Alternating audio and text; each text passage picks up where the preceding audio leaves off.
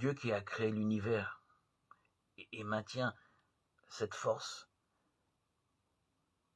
spirituelle dans le monde, ces forces sont à votre disposition et peuvent vous aider à condition toutefois que vous y fassiez appel intelligemment.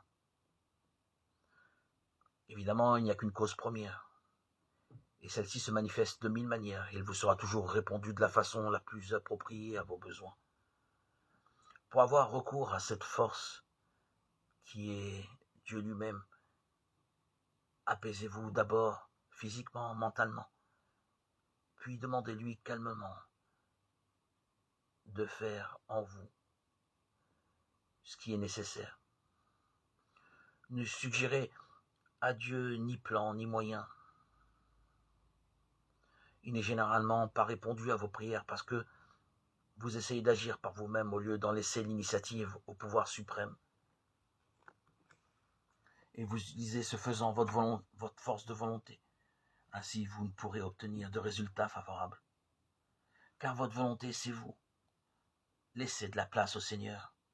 Laissez les forces venir à vous. Avez-vous jamais vu un puissant élévateur ou une grue gigantesque dans un dock? Vous savez ce qui se passe? Il ne viendrait pas à l'idée de celui qui fait manœuvrer la machine de soulever cette masse énorme à l'aide de ses muscles. Il serait exténué et se ferait certainement du mal, sans que le travail qui lui est confié s'accomplisse le moins du monde. Il se contente tout simplement de manœuvrer doucement un petit levier pour établir le contact, puis, sans effort ni agitation, l'énergie électrique élève la charge à la hauteur requise, et cela aussi souvent qu'il le faut. Quand vous priez, laissez agir la puissance infinie en faveur de votre difficulté.